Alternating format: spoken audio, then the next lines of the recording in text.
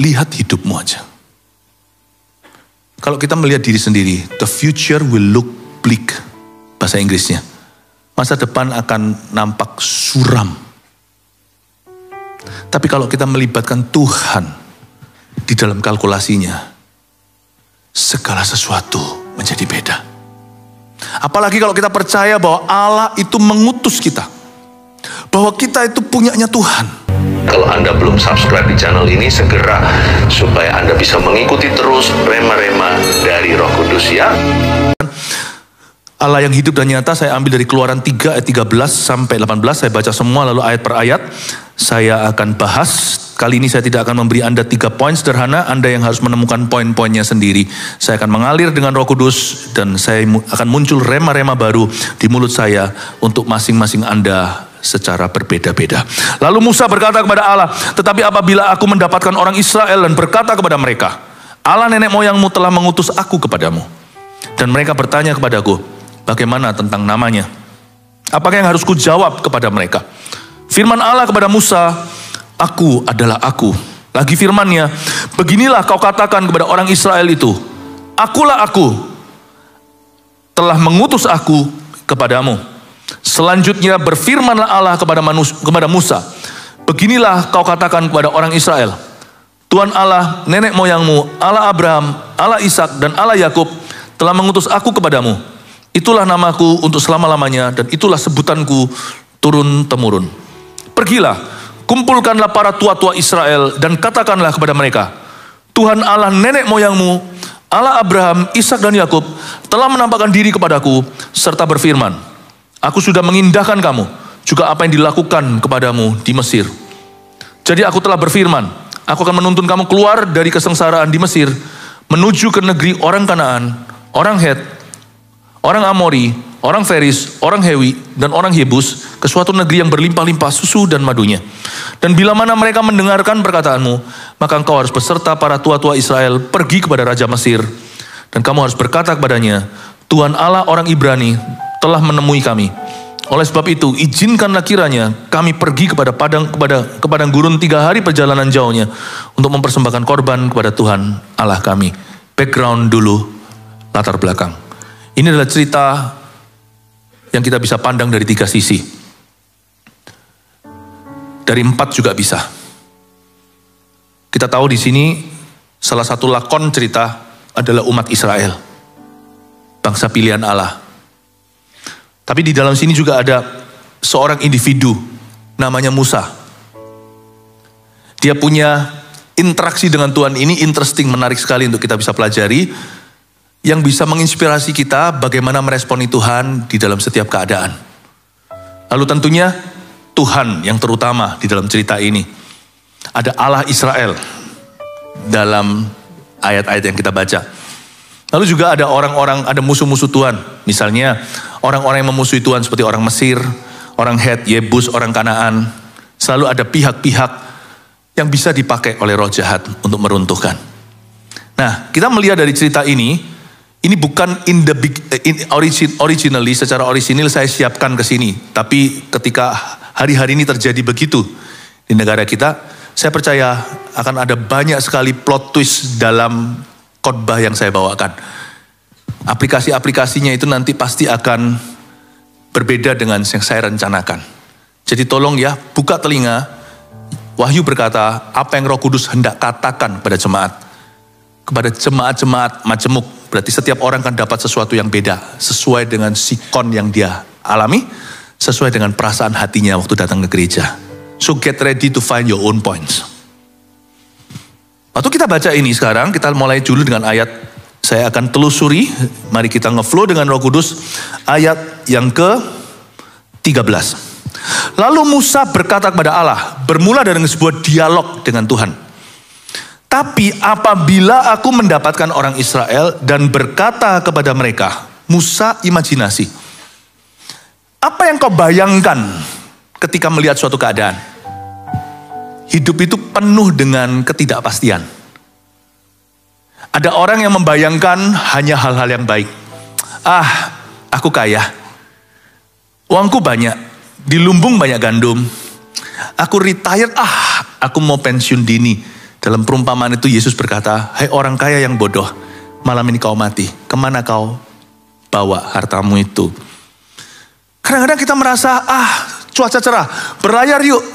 Tapi Paulus sudah memperingatkan, nahkoda, kapten kapal itu sudah diberitahu. Jangan, sebab saya melihat ini kapal karam, tertawalah semua. Sedangkan Paulus sendiri kan mau pergi ke Roma, berlayar ke situ sebagai tahanan. Mereka gak dengar dia. Hamba Tuhan tahu apa tentang bisnis. Ini pendeta, Paulus ini rasul, tahu apa dia tentang perlayaran. Aku itu dari kecil sudah pegang kapal. Aku lebih ngerti tentang this business. Kadang-kadang ya manusia itu cetek. Dia hanya melihat keadaan dan itu yang mendikte perasaannya dia. How you feel today depends a lot on what you see. Makanya itu orang iman, orang benar harus hidup oleh iman. Sebab iman tidak melihat. Iman itu peka sama Tuhan, tapi karena kuping atau telinga kita. Iman itu karena pendengaran. Kalau kita melihat di depan itu cuaca cerah, tapi firman berkata jangan, don't do it. Misalnya kita tahu semua orang melakukan, kenapa saya ketinggalan? Toh nggak apa-apa, toh nggak ketahuan. Jangan lakukan, karena mata sejauh mata memandang tidak masalah. Everybody is doing it. Tapi firman Tuhan berkata jangan, turuti telinga bukan mata. Turuti telinga. Musa ini di ayat 13 dia imajinasi. Ingat ya backgroundnya, Musa ini disuruh ke Firaun. Gak main-main, dia disuruh ke Firaun bukan anterin makanan. Dia disuruh ke Firaun untuk menantang Firaun dan memerintahkan kepada Mesir number 1 untuk melepaskan orang Ibrani dari perbudakan supaya mereka menjadi people yang free, supaya mereka bisa menyembah Tuhan dan jadi umat pilihan. Ini gak main-main, kalau 1-2 orang mau dilepaskan, ini berapa juta orang. Musa tahu ini adalah an impossible task atau ini adalah tugas yang mustahil. Di depan dia kelihatan ada satu bongkahan yang tidak mungkin dia pindahkan. Di depan dia terlihat suatu tantangan dan itu kemustahilan. Dia gak melihat ada jalan. Tidak mungkin. Gak mungkin misinya akan berhasil. Aku gak punya pegangan. Sana punya tentara, kereta kuda. Aku ini satu orang melawan satu negara. Mana bisa menang? Modalku cuma satu, Tuhan suruh. Dan dia hanya pegang tongkatnya Musa itu loh, tongkat gembala. Musa berimajinasi. Dan untungnya dalam keraguan Musa datangnya ke Tuhan, bukan rasan-rasan. Kenapa kita itu gak pernah mentas dari keraguan dan kepahitan? Karena kita gak datang ke Tuhan, makanya kita gak disembuhkan. Kita datang ke orang, nah biasanya orang pahit suka ketemu orang pahit. Sama-sama gosip. Malah gak sembuh. Kepahitan itu gak bisa sembuh dengan sesama kepahitan. Itu namanya partners in crime. Kepahitan hanya bisa sembuh kalau ketemu orang yang kemanisan. Musa ini dalam kondisi ragu tapi dia datang ke Allah. Ini untungnya di sini. Tuhan itu gak apa-apa loh, dia gak keberatan kalau Anda bermain satu game dengan Tuhan. Tapi ini bukan main-main.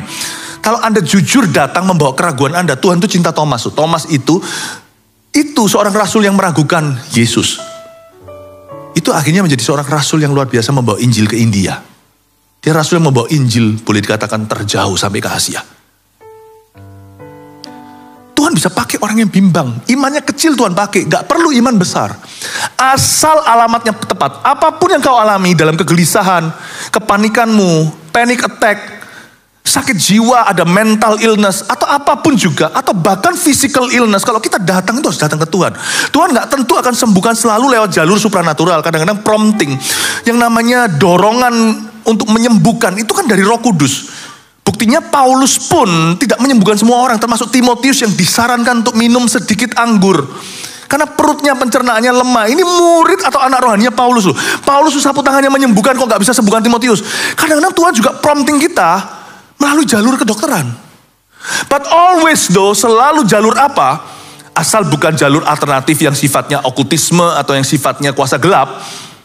Jalur apapun juga, asal itu halal dan itu tidak melanggar firman, selalu kita harus hatinya itu datang ke Tuhan. Bukan datang ke dokter, bukan datang ke obat, bukan datang ke pendeta atau datang ke tumpang tangan. Selalu datangnya hati itu harus berpaut pada Tuhan. Nama Yesuslah perlindungan. Ya, kita itu bawa keraguan kita itu kepada Tuhan. Musa membawa keraguannya. Gini Tuhan, karena dia melihat misinya ini impossible. Dia berkata, ulangi ayat 13. Lalu Musa berkata kepada Allah, tetapi apabila aku mendapatkan orang Israel, what if? Ini game yang dia sedang mainkan. Sebuah game yang bernama what if. Boleh gak kita ngomong sama Tuhan? What if Indonesia gak boleh? Gimana Tuhan? Gua lari? What if aku gak sembuh? What if penyakit ini mendatangkan mati? What if? Ya kalau kita mau kasih makan what if itu gak mari-mari, nanti lama-lama kita bisa gila. Makanya itu janganlah kita itu entertain atau manjakan perasaan. Perasaan itu kalau dimanjakan dia bisa out of control. Atau lebih tepatnya perasaan itu bisa mengontrol Anda. Tapi mungkin ada 1-2 hal yang memang menjadi pertanyaan besar dalam hidupmu. Cukup sampai ke situ. Nah pertanyaan 1-2 itu yang berupa keraguan bawa ke Tuhan. What if aku gak dapat promosi sampai akhir karirku? What if? Gak apa-apa loh. Musa berkata gini, lalu Musa berkata kepada Allah, saya ulangi lagi. Tetapi apabila aku, what if I, bagaimana jika aku tidak begini? Bagaimana jikalau aku tidak begitu? Bagaimana jikalau permainan ini Musa mainkan? Tapi untungnya dia mainnya dengan Tuhan. Bukan main-main dengan setan. Bukan cari dukun, bukan cari peramal. Bukan cari horoskop, bukan cari superstisi. Dan dia bukan menjauhkan diri lalu ditelan ke dalam lalu habis itu menjadi depresi. Bawa itu ke Tuhan. Bring it to the open, bawa ke depan. Tulang belulangmu pun Yeskiel 37 bawa ke Tuhan. Tuhan tanya sama Yeskiel, menurut kamu bisa gak hidup tentara yang mati ini? Yeskiel gak sok tahu, dia berkata, engkau yang tahu Tuhan, tapi denganmu tidak ada yang mustahil.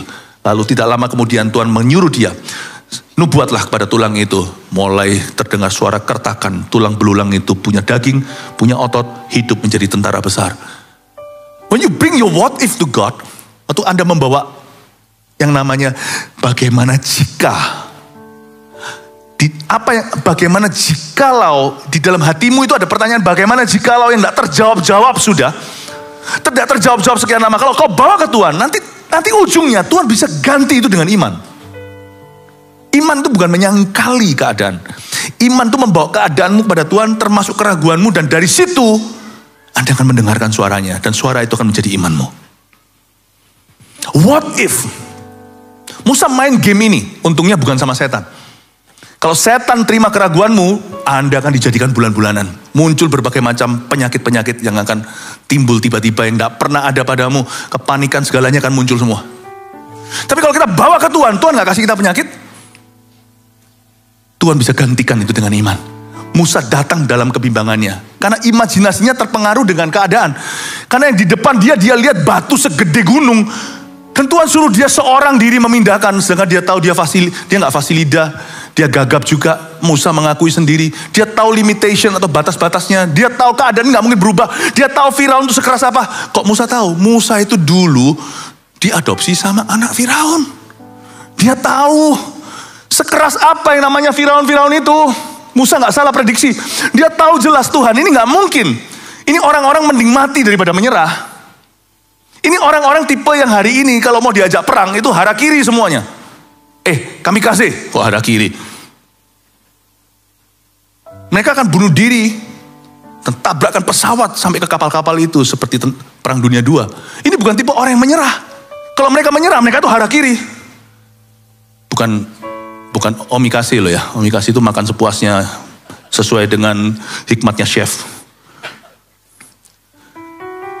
Musa tahu musuh yang dihadapi, Musa tahu tugas yang diemban, mustahilah. Jadi dia berimajinasi, aku pasti kalah. Untungnya Musa membawa faithlessness-nya, ketidakberimanannya, dia bawa ke Tuhan, bukan ke setan. Kalau kau bawa kepahitanmu ke setan, setan akan kasih Anda tiba-tiba teman kiri kanan semua kepahitan. Semakin menjadi-jadi itu. Tadinya kepahitannya hanya stadium 1 akan menjadi stadium, akan menjalar ke orang lain dan mengkamirkan. Kalau Anda bawa keraguan Anda ke Tuhan, itu beda hasilnya dengan kalau Anda renungkan keraguan Anda dan tidak ketemu jalan. Lama-lama Anda frustrasi sendiri. Bring anything to God. Always to God. Amin Bapak Ibu Saudara. Kalau memang Anda perlu hari-hari ini scroll dan lihat berita-berita yang di luar sana misalnya. Kalau hanya demi untuk waspada, nggak apa-apa. Tapi kalau itu menjadi penasaran yang tidak berhenti, Anda scroll terus lama-lama Anda kehilangan iman. Cukup lihat 1-2, catat di mana. Anda harus hati-hati misalnya untuk waspada. Tapi setelah itu tutuplah scrolling itu. Buka Alkitabmu. Bawa itu ke Tuhan. Itu jauh lebih berguna. Amin Bapak Ibu. Coba lihat di ayat 13. Tapi apabila aku mendapatkan orang Israel. Lihat ya pesimisnya ya. Dan berkata kepada mereka. Allah nenek moyangmu telah mengutus aku kepadamu. Coba misalnya Tuhan. Misalnya ini Musa ngomong gini. Misalnya. Aku ngomong sama mereka nih. Jangankan sama Firaun, ini ngomong sama orang Israel sendiri. Lalu berkata pada mereka, Allah nenek moyangmu mengutus aku kepadamu. Untung-untunglah Musa masih yakin dia diutus oleh Tuhan. Dan mereka bertanya kepadaku, ini kan imajinasi kan, ini kan belum terjadi kan. Dan kalau mereka balik tanya Tuhan, bagaimana tentang namanya? Apa yang harus ku jawab sama mereka? I like it. Musa sudah bisa bayangkan, nanti aku ketemu sama orang Israel. Lalu aku bilang, aku Tuhan utus aku. Tuhan siapa? Gua jawabnya gimana? Jawaban Tuhan itu unik sekali. Kalau kita melihat keadaan, maka what if itu akan menjadi frustrasi kita yang terbesar. Coba lihat seluruh dunia. Jangan jauh-jauh. Lihat hidupmu aja. Kalau kita melihat diri sendiri, the future will look bleak, bahasa Inggrisnya. Masa depan akan nampak suram. Tapi kalau kita melibatkan Tuhan di dalam kalkulasinya, segala sesuatu menjadi beda. Apalagi kalau kita percaya bahwa Allah itu mengutus kita. Bahwa kita itu punyanya Tuhan. Dan bahwa kita punya Tuhan, bukan hanya kepunyaan Tuhan. Maka iman akan mengacaukan semua perhitunganmu yang salah akibat melihat keadaan. Atau lebih tepatnya, iman akan melampaui akal budi manusia sekalipun perhitunganmu tepat. Kalau dihitung sekarang, aku punya segini, di depan 5.000 orang, di tangan hanya 5 roti 2 ikan. Nggak mungkin, betul. Logikamu tidak salah. Tapi iman memberi akal budi yang baru. What God can do. Apa yang Allah bisa lakukan? Kita nggak datang ke gereja untuk terima informasi. Banyak di sosial media. Kita datang ke gereja untuk menerima transformasi akal budi. Dari pikiran yang hanya dikuasai logika dan logika yang dikuasai keadaan. Kita datang ke hadirat Allah. Tuhan memberi kita akal budi yang baru. What God can do through you. Apa yang Allah bisa lakukan. Dan melalui kita pula. Itulah sebabnya saya selalu datang ke Tuhan. Karena hanya Tuhan yang punya good news. The world only has bad news. Dunia hanya punya kabar baik, kabar buruk. Hanya Tuhan yang punya kabar baik. Saya bawa semua what if-nya. Bagaimana jikalau Indonesia tidak pulih? Bagaimana jikalau hidupku tidak pulih? Bagaimana jikalau aku tidak sembuh? Bagaimana jikalau aku bangkrut? Bagaimana jikalau aku tidak bisa mengembalikan hutangku? Bagaimana jikalau bawa imajinasi itu ke Tuhan? Lalu habis itu tanya sama Tuhan. Apa yang Tuhan hendak katakan dalam kehidupanmu? Ayat 14. Firman Allah kepada Musa ini jawabannya. Aku adalah aku. Gak menjawab itu namanya. Musa tanya namanya. Dikasih namanya kek. Ya, dikasih namanya. Baal gitu loh. Nabi Baal zaman dulu kan. Ada Nabi Baal menyembah Baal. Baal itu adalah berhala yang sungguhan. Tapi sekarang udah gak populer. Tapi saya gak bisa sebut nama-nama berhala sekarang. Yang vulgar. Ya, yang gak vulgar yang ada di dalam hati kita. Berhala itu juga bisa menjadi apapun yang kita utamakan selain Tuhan. Nah, sebelum Tuhan ya, yang diutamakan di atas Tuhan. Tapi berhala-berhala zaman dulu itu sama nyata dengan berhala masa kini. Berhala-berhala yang asli hari ini kalau saya sebutkan, mungkin beberapa Anda langsung tahu. Cuman saya rasa juga tidak etis. Karena kita tidak di dalam bisnis untuk menjelekkan siapa-siapa, kita hanya membeberkan kebenaran. Baal itu real. Orang Israel udah biasa dengan Baal. Mesir, wah terbiasa. Anda melihat di sana itu piramid-piramidnya itu berhala Mesir itu semua ada namanya. Jelas, jangankan ada namanya, ada wujudnya, ada gambarnya, udah gak mungkin salah. Berhala A dengan berhala B itu beda. Tiba-tiba Tuhan suruh Musa ketemu sama umat yang sudah 400 sekian tahun, 430 tahun. Udah biasa tahu nama-nama berhala. Tiba-tiba diutus seorang Musa dan tidak membawa nama, tidak membawa wujud. Saya ngerti keraguan Musa. Apa peganganku? Orang lain punya jimat, orang lain punya pegangan, punya koneksi. Aku tidak punya pegangan apa-apa. Aku disuruh pergi kepada orang-orang yang bersikeras atau tegar tengkuk. Belum lagi nanti ketemu Firaun yang lebih keras hati. Apa yang menjadi jaminan? Manusia itu kan gak berani melangkah sebelum ada jaminan. Tuhan suruh dia, kamu pergi ke bangsa Israel, beritahu mereka, lalu kamu ke Firaun. Beritahu lepaskan umatku. Musa berkata, apa jaminannya, apa peganganku? At least kayak kasih tahu namamu Tuhan. What is your name? That is simple, isn't it? Hello, how are you? Yes, I am. Are you? I'm fine, thank you. What is your name? My name is Philip Mantova, bahasa Inggrisnya, bahasa Indonesianya. Halo, namanya siapa? Nama saya Helen, kan jelas. Namamu siapa Tuhan? Tuhan jawabnya cuma gini, I am who I am. Itu bukan nama. Aku ya akulah. Saya ngerti sekarang. Saya kasih pemahaman sedikit ya. Slowly dengan saya ya. Toh gak ada ibadah 3, jadi saya mau panjang lebar dulu. Nama saya Philip Mantova. Mantova adalah marga.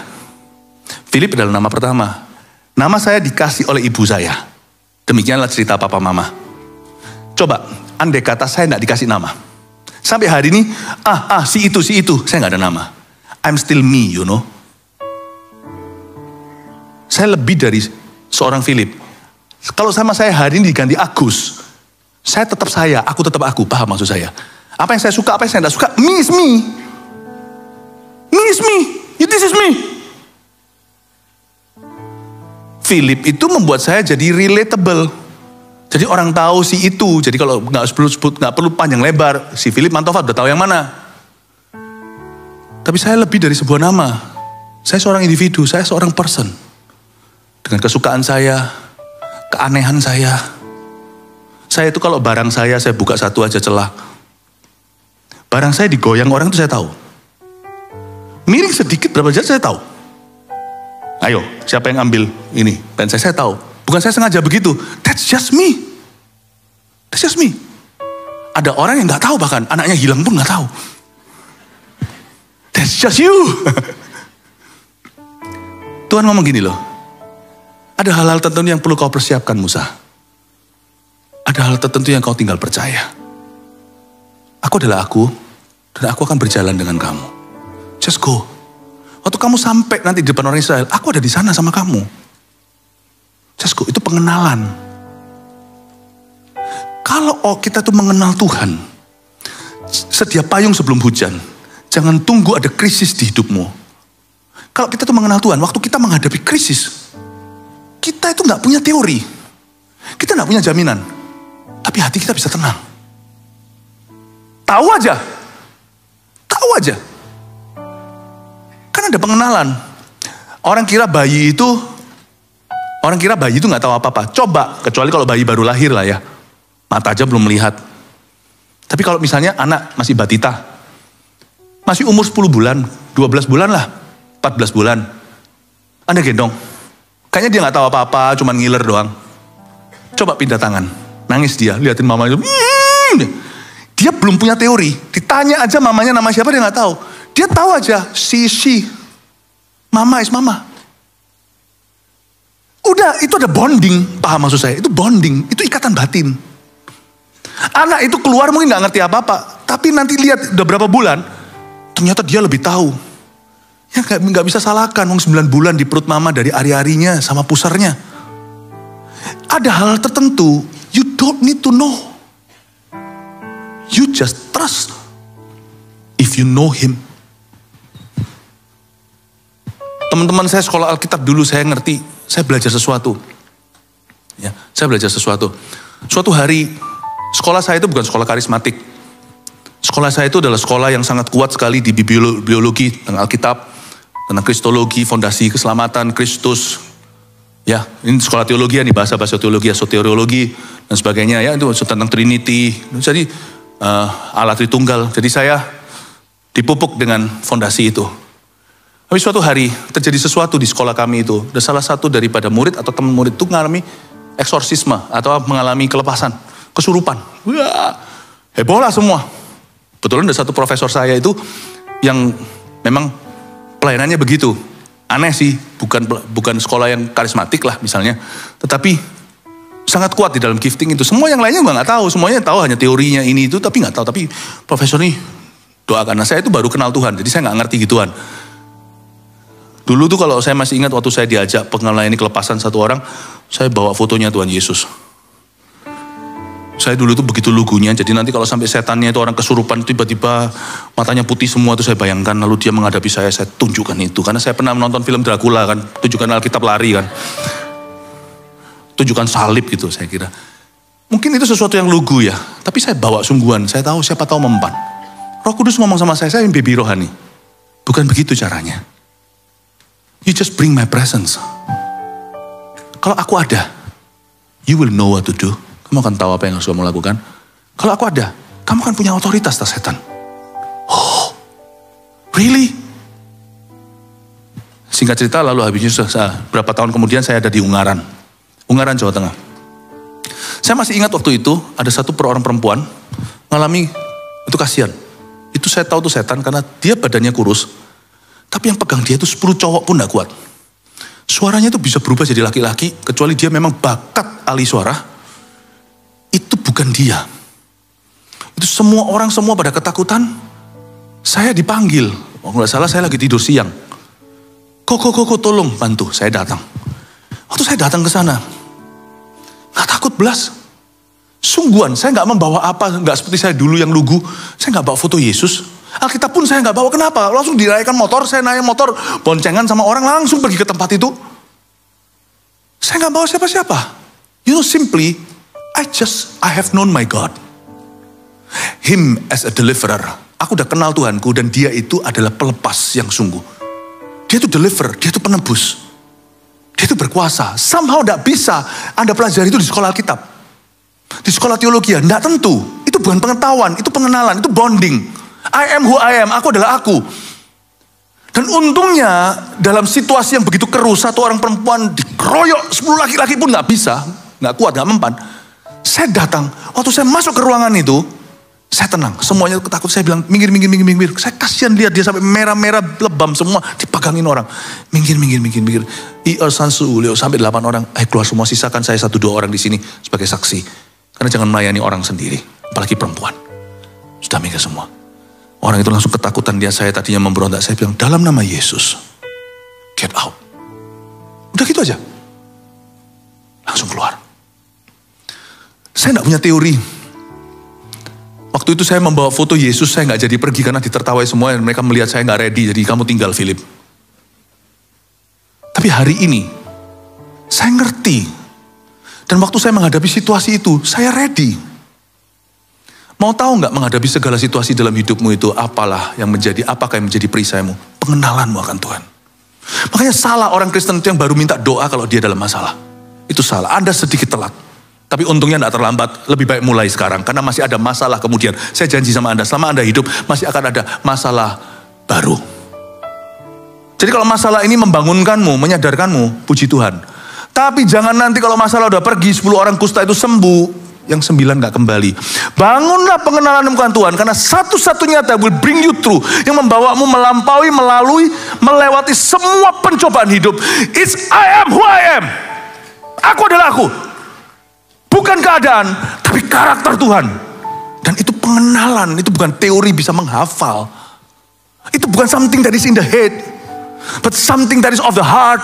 Bukan sesuatu yang ada di dalam pikiranmu, tapi sesuatu yang ada di dalam hatimu yang memperbaharui akal budimu. Amin Bapak Ibu. Bangun pengenalan akan Allah. Di masa-masa seperti ini, Indonesia sekarang ini sebenarnya orang-orang yang benar-benar paling teguh di antara orang Kristen adalah orang-orang yang sungguh-sungguh mengenal aku adalah aku. I am who I am. Jangan lihat keadaan. Lihat siapa Tuhan. Orang yang lihat siapa Tuhan tenang. Orang yang lihat siapa Tuhan punya pengharapan.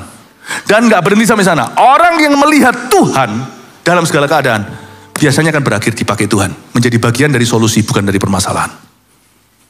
Sebab orang panik, susah jadi dokternya. Sebab orang ketakutan, tidak bisa melepaskan. Sebab orang yang kepahitan tidak mungkin bisa mengartikan mimpi. Padahal Yusuf itu dikhianati, masuk ke penjara kayak gitu, lalu dilupakan. Dia mengartikan mimpi, lalu dilupakan jasanya. Pernahkah Anda meminjamkan jasa sama orang lalu gitu aja? Waktu Anda membutuhkan, dia gak muncul. Yusuf udah kepahitan, tapi waktu dia dipanggil oleh Firaun, dadakan, gak ada peringatan. Firaun sendiri dapat mimpinya baru tadi malam. Berapa jam kemudian ngomong sama pegawainya, gak ada satupun yang bisa artikan. Dipanggillah Yusuf dari penjara, seorang nabi muncul ke sana, bukan karena dosa, dia muncul di hadapan Firaun, langsung mengartikan semua mimpinya, dan memberitahukan hal-hal yang bahkan semua petugas, semua pegawainya yang paling berhikmat pun tidak bisa mengerti. Orang kepahitan, orang kecewa, tidak bisa dipakai Tuhan. Anda hanya bisa berbuat to a measure of goodness. Hanya bisa berbuat kebaikan sampai satu taraf. Anda tidak akan bisa menjadi perabot yang dipakai Tuhan untuk perkara mulia. Gak bisa. Makanya itu saya selalu ingatkan diri saya sendiri. Bagaimana Tuhan memakai saya kemarin, tidak menjadi jaminan Tuhan akan memakai saya esok hari. Saya harus terus berjalan dalam pengenalan akan Tuhan dan terus membangun hidup saya bersama dengan Roh Kudus. Aku adalah aku. Ada sebuah kalimat yang sangat dalam sekali. God is beyond His name. But God is not beyond the name of Jesus because Jesus is God. Paham maksud saya? Karena itu kita jangan masuk ke dalam semua perdebatan tentang nama-nama Tuhan. In the name of Jesus, dalam nama Yesus sudah sampai ke God, pasti sampai ke Tuhan. Karena Dia adalah jalan. Ya. Tapi Tuhan tidak bisa kita skakmat hanya dengan namanya. Bahkan kalau kita memanipulasi nama Yesus pun percuma. Itu anak-anak Skewa itu yang mau melepaskan satu orang kesetanan, 7 orang gempur satu orang yang sama. Akhirnya mereka digagahi, mereka lari itu telanjang bulat, malu-maluin. Just because you can use the name of Jesus, bukan berarti akan mempan di mulut Anda. Bukan karena Tuhan punya nama kurang berkuasa, tapi memang Tuhan tidak akan pinjamkan kemuliaannya. Paham maksud saya Bapak Ibu Saudara?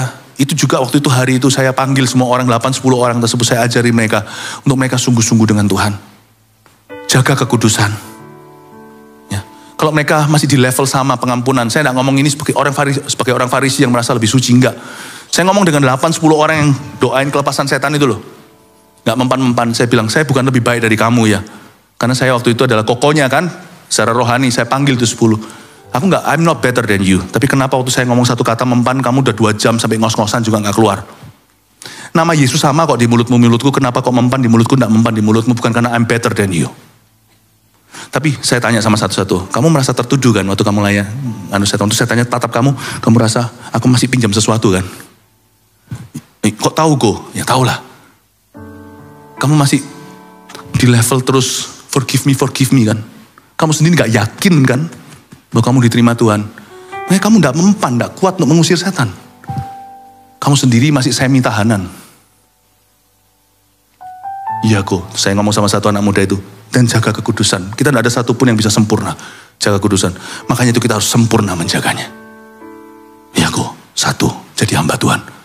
1 lagi dari 10 itu saya ajari. Kenapa tidak mempan sama kamu? Karena kamu coba pakai segudang teori. Kamu tidak punya kerinduan untuk sungguh-sungguh mengejar Tuhan. Hari-hari itu gak lama kemudian ada keluar buku yang namanya God Chaser. Pemburu Tuhan bahasa Indonesianya. Kurang tepat sebenarnya tepatnya. Kalau pemburu itu namanya God Hunter. Tapi ya sudahlah. God Chaser, ya seperti itulah Tommy Tini. Saya gak pernah baca buku itu, tapi saya dengar dari teman-teman saya katanya itu bagus.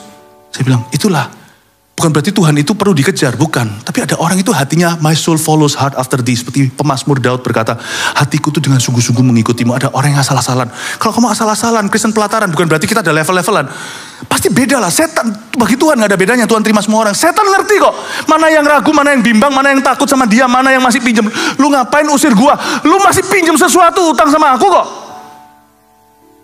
Waktu saya masuk, saya gak tertuduh, saya bilang sama mereka. Dan saya punya pengenalan dengan Tuhan. Saya ngomong sama dia dalam nama Yesus, saya tidak ragu. Kalau itu mempan. Bapak Ibu Saudara, di dalam hidup ini, kuasa rohani spiritual power is not given to everybody. God's love is given to all. Not the spiritual power. Karena itu saya mau dorong Anda sungguh-sungguh untuk mengerti ini. Musa berkata, aku adalah aku. Lagi firmannya, beginilah kau katakan pada orang Israel itu, akulah aku. Telah mengutus aku kepadamu. Musa secure, aman, tahu bahwa dia diutus. Kalau kamu tahu posisimu berdiri itu aman. Itu namanya positioning di depan Tuhan. Loh, bagi Tuhan sih sama semua orang. Jangan gaya kita berkata, I'm better than orang itu, aku lebih baik. Enggak. Tapi bagi setan beda. Setan tahu siapa yang dia harus takuti. Setan tahu lu sama gua unda-undi. Ada orang tertentu setan lihat, oh itu musuh. Itu orangnya Yesus. Ada orang tertentu, that's my cousin. Itu sepupuku. Oh kita kesukaannya sama. Sekarang ngapain lu gaya-gaya usir-usir gua? Dihajar, lu usir gua juga usir lu. Itu anak-anak sekewa. Why we don't have spiritual authority? Karena kita sami mawon. Kita gak mungkin bisa kudus sempurna, itu semua kasih karunia. Karena kita tahu kita gak bisa sempurna kudus, jagalah kekudusan dengan kewaspadaan, dengan kesempurnaan. Saya bilang sama orang-orang 10 tadi, anak-anak muda, saya bilang, you must live differently. Kejar Tuhan, cari Tuhan, rindu dipakai Tuhan. Yako, akhirnya mereka berubah. Haleluya. Ayat 15. Selanjutnya, berfirmanlah Allah kepada Musa, beginilah kau katakan pada orang Israel, Tuhan Allah nenek moyangmu, Allah Abraham, Allah Ishak dan Allah Yakub telah mengutus aku kepadamu. Ini penjelasan berikutnya ya. Tuhan ajari Musa, Tuhan taruh kata-kata di mulutnya. Gini ya, mus. Begini kau katakan sama orang Israel waktu kamu ketemu kan. Kamu tadi sudah imajinasi kan. Sekarang saya kasih gambar baru. Kamu ngomong begini ya. Allah Abraham, Allah Ishak, Allah Yakub telah mengutus aku kepadamu. Itulah namaku untuk selama-lamanya. Itulah sebutanku turun-temurun. Tuhan memberi dirinya nama. I am who I am. Hari ini kata ini muncul Yahweh. Sebenarnya tidak boleh disebut Yahweh. YHWH. Itu nama Tuhan di perjanjian lama untuk menunjukkan kesucian orang Ibrani, orang Yahudi. Sampai sekarang gak berani sebut nama itu atau spellingnya. Karena too holy, tidak boleh disebut. Nah kita orang-orang Kristen itu jauh lebih bebas. Karena kita tahu kita sudah dibebaskan dari hukum Taurat. Tapi jangan ngawur. Karena Tuhan tetap holy. Bebas itu bukan bebas merdeka untuk berdosa. Bebas merdeka untuk bisa merasa setara. Jangan pernah SKSD sok kenal, sok dekat sama Tuhan. Sama Tuhan itu tetap harus sopan. Karena dia raja, bukan hanya bapakmu. Bayangkan kalau di rumah dia bapak, kita bisa mencal-mencal naik ke atas kepalanya. Tapi pada waktu nanti ada parade militer misalnya, kalau ada seorang sultan, benar-benar raja maksudnya, raja. Sekarang kan banyak kerajaan sudah gak ada di dunia yang sungguh-sungguh punya power. Mungkin beberapa negara seperti Brunei Darussalam masih ada kuasa beneran. Ya, Inggris lain lagi ceritanya, sebagai figur saja. Tapi kalau anaknya lagi jalan di depan sana sebagai salah satu tentara di militer, hormat, jangan macam-macam. Hey daddy! Ada tempatnya, ada ruangnya, intimacy. Di ruang tertentu, jangan sok kenal, sok dekat. I am God, you are not. Yohanes itu loh yang dekat beneran. Itu bersandar di dadanya Yesus, yang lainnya itu gak berani seakrab itu. Waktu ketemu Tuhan di Pulau Patmos, dia geblak. Geblaknya ke depan, bukan ke belakang. Anda membaca, dia geblak ke depan sampai dipegang sama malaikat. Bangun, kamu harus kuat. Itu guru yang intim dekat dengan dia aja. Dia ketika lihat Yesus yang dibangkitkan. Saya paling takut sama Tuhan. Saya gak berani sok kenal, sok dekat sama Tuhan. Kalau kita bisa respect sama Tuhan, hidupmu akan mengalami, hubunganmu dengan dia akan berubah. Semua dimulai dengan honoring God. Makanya saya sangat honor dengan Tuhan. Misalnya di dalam ibadah, saya gak mau datang telat. Dalam ibadah, dalam sesuatu apa segalanya, saya pastikan bahwa saya seperti mau ketemu sama pejabat, tapi pejabat tertinggi di seluruh universe ini. Bukan berarti saya ketakutan ya, enggak. Tetap puji-pujian itu di mana ada roh Allah, ada kemerdekaan, kita tetap memuji-muji Tuhan. Soraklah haleluya, kita lompat-lompat segalanya, puji Tuhan. Tapi itu bukan kurang ajar. Lompat-lompat itu adalah kesempatan untuk saya memuji Tuhan. Itu saya dianggap sebagai anak kecil yang melambai-lambaikan daun palem berkata, Hosana, Hosana. Tapi waktu saya firman Allah sungguhan. Saya nggak apean, saya nggak lakukan itu karena ketakutan, tapi karena honoring, karena saya menghormati Tuhan. Saya orangnya gitu, karena kalau saya memperlakukan Tuhan sebagai Tuhan, maka saya akan diperlakukan Tuhan sebagai saya. Saya tahu hubungan itu perlu dua sisi untuk membangunnya. Tapi saya mau tunjukkan ada satu hal lagi yang indah di sini. Tuhan berkata sama Yahweh di sini, dia berkata, itulah nama aku selama-lamanya, itulah sebutanku turun-temurun. Sampai perjanjian baru kita tahu namanya Yesus. Dan Yesus memperbaharui dan memberi konklusi. Mulai hari ini, whenever you pray to the Father, use my name. Waktu kau berdoa kepada Bapa, gunakan namaku. Jadi kita tahu itu sudah tutup buku. Kita tidak berdoa di dalam nama Yahweh lagi, tapi dalam nama Tuhan Yesus Kristus. Kita semua tahu, akhirnya tahu. Tapi hari itu seolah-olah Tuhan terpaksa, seolah-olah memberi dirinya nama. Supaya Musa punya some sort of semacam pegangan. Tapi itu pun bukan jaminan seperti yang dia inginkan. Tuhan beritahu, pokoknya aku adalah aku. Mulai hari ini, aku adalah aku. Kau bahkan tidak layak dengan lidah bibirmu sebut namaku. Yahweh itu kamu tidak usah layak untuk nyebutnya. Makanya Yesus juga jangan sampai kita sembarangan latah bicara. Dikit-dikit, seperti orang-orang Hollywood, dikit-dikit Jesus. Jangan, nama Yesus itu jauh lebih suci daripada, jauh lebih holy, jauh lebih glorious, lebih mulia daripada nama-nama Allah di perjanjian lama. Karena kita tahu akhirnya, that is Jesus Christ. Paham maksud saya Bapak Ibu? Jadi kita jangan sedikit-sedikit kalau bercandanya itu haleluya. Jangan kata haleluya, Yahweh itu holy. You use it only to praise Him, bukan untuk bercanda. Bukan untuk dagelan. Nama Yesus juga dikit-dikit, oh Yesus gitu. Jangan begitu. Saya barusan aja hanya sebagai ilustrasi, ini aja gak enak, saya sungkan harus terpaksa memakai nama dalam sebuah ilustrasi. Treat God's name holy. Supaya nanti pada waktu Anda bicara ke setan atau keadaan in Jesus name, setan gak ketawa. Oh sorry, orang kalau suka bercanda, waktu dia serius gak dianggap. Nama Yesus bukan candaan. Tapi ada satu hal yang saya mau ingin Anda perhatikan di ayat 15. Tuhan memperkenalkan pribadinya sebagai apa? Akulah apa? Allah Abraham, Allah Ishak, dan Allah Yakub. Wow. Kenapa gak ada Allah Musa? Masih dibikin. Hubungan itu masih dibuat. Sedang berlangsung. Akulah Allah Abraham, Allah Ishak, dan Allah Yakub. Katakan Allah Abraham, Allah Ishak, Allah Yakub. Tambahin satu, boleh deh, gak apa-apa. Dikasih di depan dulu, kasih karunia, lalu kita ikuti. Setelah kita sebut Allah Abraham, Ishak, dan Yakub, sebut namamu sendiri. Contohnya saya ya, Allah Abraham, Allah Ishak, Allah Yakub, Allah Philip. Allahnya Philip. Oke? 2, 3. Allah Abraham, Allah Ishak, Allah Yakub, Allah siapa? Iya. Jangan tanya saya kalau ya Anda yang tahu namamu sendiri. God is so personal. Dia ditanya nama sama Musa, dia nggak beritahu.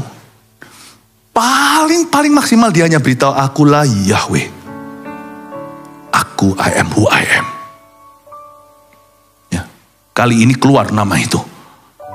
Tapi dia berkata, tapi by the way, kalau kamu tahu siapa diriku, aku tuh Allahnya Yakub. Sadar nggak? Sadar? What I'm trying to say? Aku ini Allahnya Abraham. Aku ini Allahnya Ishak. Kenapa kamu lebih tertarik tanya namaku? Sedangkan namaku, storyku, ceritaku, semua kutitipkan di individu-individu tertentu. Aku sudah injeksi, investasi diriku dalam diri orang-orang itu. Aku dan sejarah mereka merger. Sehingga menjadi history. Kalau saya mau main kata, history itu his, juga bisa story. Cerita hidup mereka menjadi cerita hidupku, kata Tuhan Yesus di perjanjian lama. Cerita hidupku menjadi cerita hidup mereka. Sebab Yakub dulu ya gitu-gitulah. Licik lagi dia.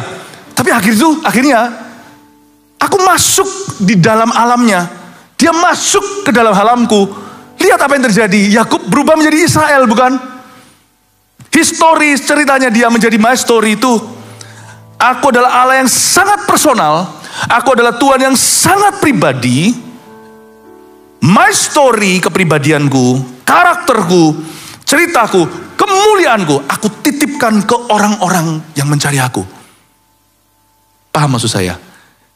Tuhan seperti berkata, someday maybe orang akan berkata, Allah Abraham, Ishak, dan Yakub, dan Allah Musa. And I'm going to make a story with you.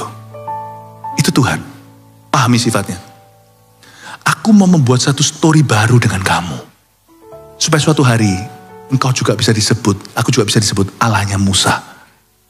Ini indah loh Bapak Ibu Saudara. Dari sini saya menemukan sifat Tuhan itu yang sangat-sangat pribadi. Dunia, sedangkan dunia percaya Tuhan itu jauh. Ternyata Tuhan yang kita kenal adalah Tuhan yang selalu berusaha mendekat ke kita. Dia selalu menawarkan dirinya. Makanya saya tidak terlalu pedulikan dengan, saya tidak terlalu terpengaruh hanya dengan keadaan di sekeliling saya. Everything, segala sesuatu yang boleh terjadi di dalam diriku, di sekelilingku, saya minta Tuhan masuk di alamku dan membuat cerita baru dengan aku. I want him to make a story with me. Karena itu saya tidak terlalu sibuk melihat keadaan saja. Saya dalam segala keadaan yang saya lihat, saya selalu tanya Tuhan, what would you like me to do in this situation? I want to walk with you. Kira-kira Tuhan mau lakukan apa ya sama aku? Sebab aku mau berjalan denganmu. Today I will walk with my hands in God. Make a story with me. Kebanyakan orang hari-hari ini cuma sibuk untuk membuat IG story-nya. Tapi tidak terlalu tertarik untuk membuat story dengan Tuhan. Dalam segala situasi, saya tertantang dengan kalimat ini. Kalau kamu mau tahu namaku, kenapa kamu harus tahu namaku? Kalau kamu memang mau tahu aku seperti apa, lihat hidup Yakub. Lihat hidup Abraham. Lihat hidupnya Ishak. Kamu akan kenal aku. Semoga Tuhan, suatu hari orang bisa berkata, lihat hidupnya Philip. Pasti kita semua itu ada yang suka sama kita, demen, ada yang gak suka, itu sudah pasti. Don't try to convince everyone. Tidak usah Anda meyakinkan semua orang. Tapi pasti ada orang-orang tertentu yang Tuhan berikan dalam hidupmu, and they will truly be inspired by your walk with Jesus. Mereka akan terinspirasi dengan perjalananmu dengan Tuhan. Dan mereka akhirnya bisa berkata, Allahnya orang itu, aku rindu untuk mengenalnya. Berarti di dalam setiap situasi kondisi, itu adalah kesempatan emas untuk Anda mengukirkan cerita dengan Tuhan. Termasuk sekarang Indonesia lagi begini. Tidak usah khawatir tentang what if, apa yang boleh terjadi. Lebih khawatir tentang apa peran Anda. Saya komitmen secara pribadi. Tuhan, semua musim telah kujalani. Kalau Engkau suruh aku jalani di depan ini musim begini, aku berdoa supaya aku menjadi bagian dari solusi. Bukan dari problema. Pokoknya yang penting Tuhan, aku meresponi Tuhan dengan benar. Apapun yang di depanku, aku minta Tuhan Yesus memberiku tekad untuk membangun terus. I will continue to build. Kalau saya punya pilihan di depan mengampuni atau membenci, saya akan mengampuni. Saya punya di depan itu ada suatu pilihan, apakah saya bersyukur dalam segala keadaan atau mengeluhkan keadaan ini, karena keluhan semua orang bisa lakukan. Tapi kalau saya bersyukur dulu, saya mau lakukan itu. Kalau saya punya kesempatan di depan sini, sementara semua orang hidup dalam ketakutan, berusahanya memikirkan kepentingannya, saya mau jadi beda. Tuhan, pakailah aku. There must be somebody who needs me in this situation. Makanya tadi saya katakan apa? Carilah kesempatan atau lowongan untuk melayani seseorang. Zaman pandemi kita bisa lakukan itu. Itu yang saya lakukan, yang kami lakukan dulu lewat saat teduh. Instead of kita itu hanya meratapi saat pandemi, we want to do sesuatu. Ini campur-campur nih. Kita mau melakukan sesuatu. Pikirkan dari sisi itu. Akulah Allah Abraham, Ishak dan Yakub. You can be my God too. Yakub punya story dengan Tuhan. Ishak punya cerita dengan Tuhan. Dia menabur di tempat yang begitu. Dia menggali sumur. Mendapat berkali-kali lipat. Itu bukan harta yang saya cari. Abraham punya perjalanan demikian rupa. Dia mandul. Lihat bagaimana dia itu punya pengalaman dengan Tuhan yang mempengaruhi satu bangsa. God, aku mau dalam situasi ini Tuhan. Aku meresponimu dengan benar. Cari jalan. Apa yang bisa kau lakukan? Kita gak boleh bengong saja. Kita hanya scroll-scroll, gak mau. Saya akan berkata pada diri sendiri, saya gak mau jadi bagian dari masalah. Saya gak mau menyebarkan ketakutan. Cukup informasi secukupnya. Lebih dari itu saya perbanyak doa. Dan saya mau jadi blessing to somebody. Justru sekarang ini setan lagi giat-giatnya untuk meruntuhkan bangsa-bangsa termasuk bangsa kita. Masih adakah Tuhan itu punya kaki dan tangan? Kita punya bagian. Kalau profesi Anda sebagai aparat, lakukan yang tepat. Kalau Anda adalah lawmaker di country ini, lakukan dengan sungguhan. Kalau Anda adalah seorang dokter, jangan malpraktek. Kalau kita tuh punya respon depan Tuhan. Kemarin saya waktu dalam pesawat sampai ke Jakarta, sini kan saya langsung dari Sydney, di GMS Sydney. Waktu saya sampai ke Jakarta, saya sempat nonton satu dokumentari Dokumentari tentang salah satu personel Friends itu namanya, yang kita kenal Chandler, Matthew Perry. Yang meninggal mati karena overdosis, kan ditangkap-tangkap itu. Dokternya 2 ketangkap, dokter, asisten dokter. Lalu habis itu asisten pribadinya dia, plus ada satu lagi ratu narkoba. Metanin atau apa itu obat yang dipakai sampai berlebihan. Saya baca gitu, waduh ya ternyata di Amerika juga ada ya. Malpraktek sampai segila itu. Ya, sampai segila itu benar-benar kasih. You see, semua profesi itu bisa praktek atau bisa malpraktek. Any profession, pendeta termasuk. Tugas saya sebagai pendeta, ini bagian saya. Saya bukan politikus. There's nothing I can do for that matter. Tugas saya adalah memberitakan kebenaran baik tidak baik waktunya. Tugas saya adalah itu. Karena Tuhan menciptakan dunia dengan firman, maka firman harus terus didengungkan. Tugas kita masing-masing ada, tapi kita punya pilihan. Kita mau membuat story dengan Tuhan atau membuat story dengan setan. Kita itu ala Abraham, ala Ishak, ala Yakub, atau kita justru menjadi setan. Tuhan membuat satu cerita dengan saya. Waktu saat teduh, waktu pandemi ada cerita. Di saat itu kami berbuah di setiap musimnya, termasuk musim pandemi berbuah. Musim kerusuhan berbuah. Bukan berarti kita gegabah, lalu kita gila, kita ngawur, kita sembarang, kita sembrono, tidak. Tapi kita selalu mencari your next plan Tuhan. Planmu berikutnya. Use me Lord. So long that I live, selama aku masih hidup, kata Filipi. Aku mau berbuah lebat terus. Mari sekarang kita itu yang penting. Kalau kita tahu bahwa setan bisa memakai seseorang untuk meruntuhkan, setan Tuhan juga bisa memakai seseorang untuk membangun. Jangan merasa minoritas dalam hal itu karena kita punya urapan. Kalau kita bersama dengan Tuhan, satu orang itu mayoritas. Coba lihat itu. Berbagai macam cerita di dalam perjanjian lama maupun perjanjian baru. Satu orang bisa membuat perbedaan. Jangan kita itu merasa minder atau merasa outnumbered atau kita merasa kalah Hawa. Melihat begitu banyak orang yang menuju ke jalan yang salah. No. Satu orang berbuat benar, dampaknya besar. Saya ajak Anda untuk mengerti kalimat ini powerful sekali. Aku adalah Allah Abraham. He make a story with Abraham. Kalau Anda lihat sikonnya Abraham itu beda-beda. Sampai yang bahaya, dia sampai hampir nyonya istrinya itu diambil sama raja. Itu Abraham mengalami berbagai macam semua hal di zaman purbakala 11-12 sama zaman modern. Kita semua itu punya situasi. Tapi Tuhan membuat story dengan Abraham. Ishak punya story sendiri. Yakub punya cerita sendiri. Mari sekarang kita haus sama-sama berkata, Tuhan buat cerita sama aku. Waktu aku di Indonesia. Amin Bapak Ibu Saudara.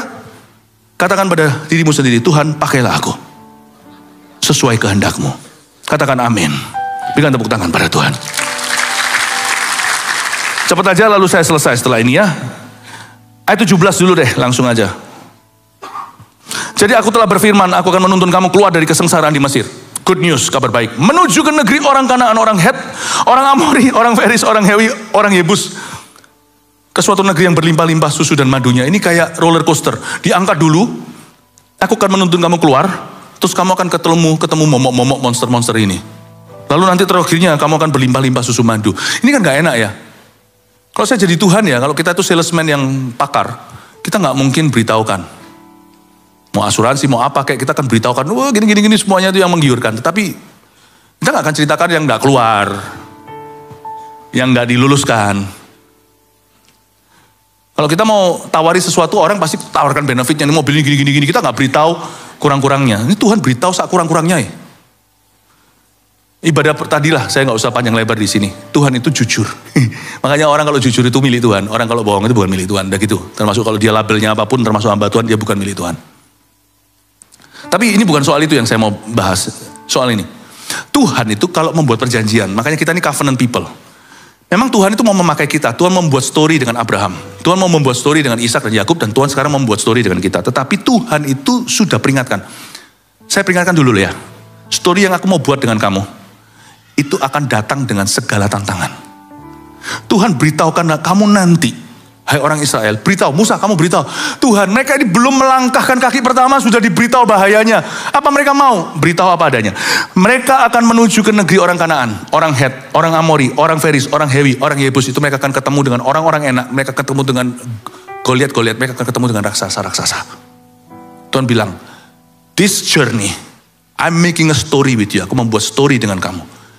Itu akan datang dengan segala salibnya. Dan datang dengan segala battles atau segala peperangan yang akan terjadi. Ini tidak akan smooth sailing, tidak akan berlayar mulus. kamu akan hadapi. Bapak ibu saudara, jangan takut tantangan. Selama kita jalan sama Tuhan, Tuhan selalu punya jalan keluarnya. Amin Bapak ibu. Tapi Tuhan tidak pernah iming-imingi kita. Tuhan selalu beritahu kepada kita full paketnya. Kamu tahu kamu akan nanti berakhir di tanah yang berlumuran susu madu. Hore! Tapi tunggu dulu kata Tuhan. Kamu akan melalui orang Kanaan, orang Het, orang Yebus. Itu berarti kamu akan menghadapi momok-momok di tanah perjanjian. Jangan takut menderita untuk kebenaran. Jangan takut sengsara karena Anda hidup taat pada Tuhan. Jangan takut dikucilkan. Jangan takut dihina. Jangan terkejut jikalau dinista dengan manusia. Jangan takut bangkrut. Jangan takut sakit. Jangan takut mati. Kita ini punya Tuhan. Dia adalah Allah Abraham, sekarang menjadi Allah kita. Yang kita perlu takutkan adalah kalau kita sudah tidak jalan sama Tuhan. Bapak ibu saudara, jangan takut menderita. Tapi hauslah untuk dipakai oleh Allah. Terakhir, dengan ini saya selesai, ayat 18. Dan bila mana mereka mendengarkan perkataanmu, maka engkau harus beserta tua-tua Israel pergi kepada Raja Mesir. Dan kamu harus berkata kepadanya, Tuhan Allah orang Ibrani telah menemui kami. Oleh sebab itu izinkanlah kiranya kami pergi ke padang gurun 3 hari perjalanan jauhnya untuk mempersembahkan korban kepada Tuhan Allah kami. Ayat 18 dahsyat sekali. Coba perhatikan kalimat di tengah. Dan kamu harus berkata kepadanya. Musa diperintahkan oleh Tuhan untuk berkata kepada Firaun apa adanya, jangan dibungkus gula-gula. Beritahukan, kamu harus berkata kepadanya, Tuhan Allah orang Ibrani telah menemui kami. Musa dalam semua benar-benar dia dalam semua kepanikannya. Firaun ngomong apapun gak akan mempan. Seharusnya Tuhan memberi dia pesan yang flamboyan. Beginilah, begitulah. No. Tuhan gak suruh Musa melakukan mujizat dulu. Mujizat itu nanti. Tanda heran itu menyertai. Dia bukan pemula. Dia bukan pembuka jalan.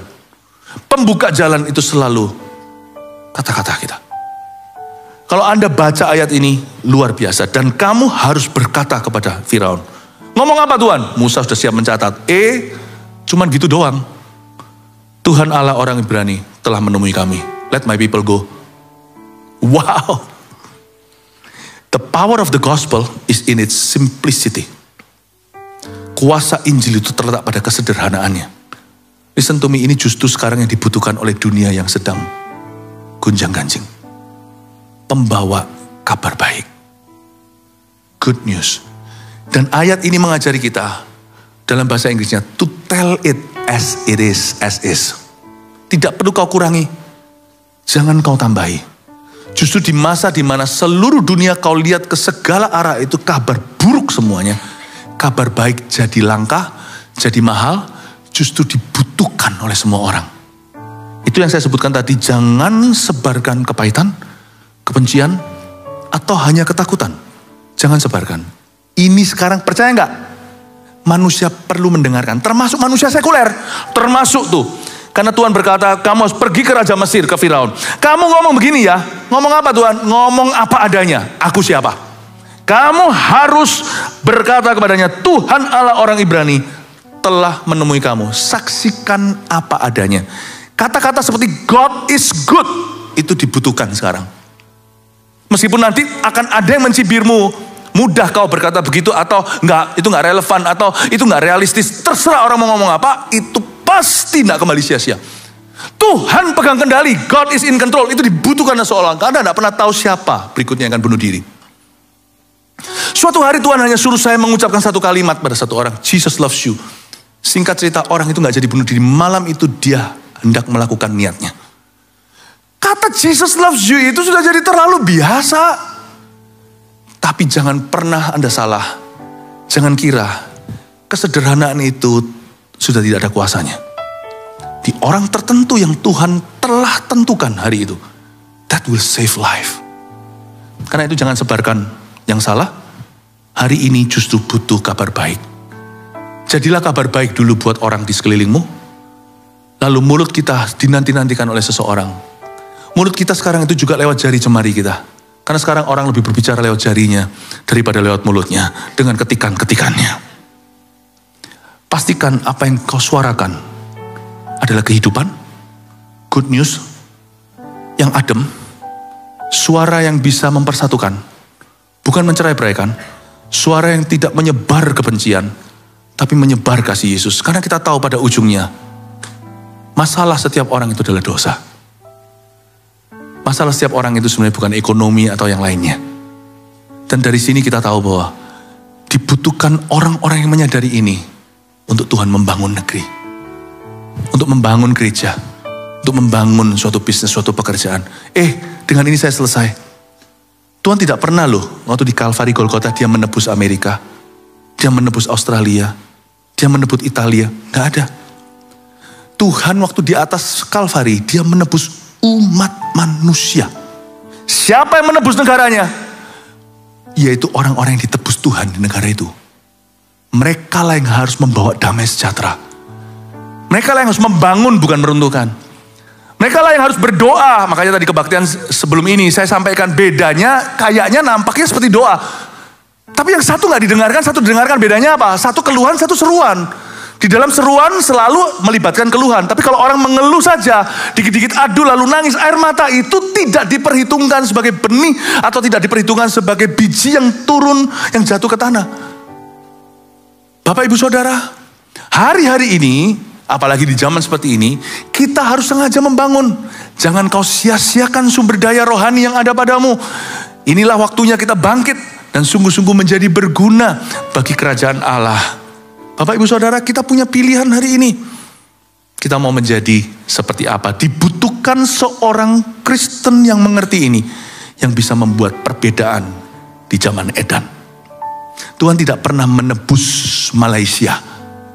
Tuhan tidak pernah menebus Singapura. Tuhan tidak pernah menebus bahkan negara kita. Tuhan menebus umat manusia. Boom, sida-sida dari Ethiopia bertobat terima Tuhan. Gak heran hari ini terjadi kebangunan rohani di Afrika. Boom! Satu orang di Filipi namanya Lydia ditebus Tuhan kotanya. Akhirnya di sana ada gereja dan diselamatkan banyak. Bahkan sipir penjara pun bertobat satu keluarga. Tuhan menobatkan ini. Bapak ibu saudara, orang-orang Kristen di Indonesia lah yang harus menebus bangsanya. Karena semua bermula dari rumah Tuhan. Penghakiman dari sini. Penebusan juga dari sini, dari rumah Allah. Orang-orang Kristen mesti bangkit di bidang masing-masing. Lakukan apa yang benar. Yang dokter yang benar. Tentara yang benar. Politikus yang benar. Pendeta yang benar. Pengusaha yang benar. Dari situlah Tuhan menebus bangsa dan negeri kita. Amin Bapak Ibu Saudara. Kita mengerti hal ini. Dan salah satu cara untuk kita jadi berkat adalah menyebarkan the good news. Tell somebody that Jesus loves that person. Doakan orang itu. Beritahu seseorang bahwa dia tidak perlu menyerah hari ini. Saya percaya Tuhan akan menyertai kata-katamu. Karena kata-kata kabar baik itu bukan angan-angan atau iming-iming. Kata-kata kabar baik itu adalah firman Tuhan di mulutmu. Jadilah saksi. Bersaksilah dengan benar. Saya percaya ada urapan pada kesaksian Anda. God bless you. Saya percaya Tuhan akan mengubah Indonesia. Kasih tepuk tangan untuk Tuhan. 1 Petrus 4 ayat 7. Kesudahan segala sesuatu sudah dekat. Karena itu, kuasailah dirimu dan jadilah tenang, supaya kamu dapat berdoa. Saudara yang terkasih, terima kasih telah mendengarkan firman Tuhan hari ini. Jangan lupa untuk dukung terus channel ini dengan cara subscribe, like, share, dan juga komen. Agar saudara kita yang lain juga boleh terberkati. Tuhan Yesus memberkati kita.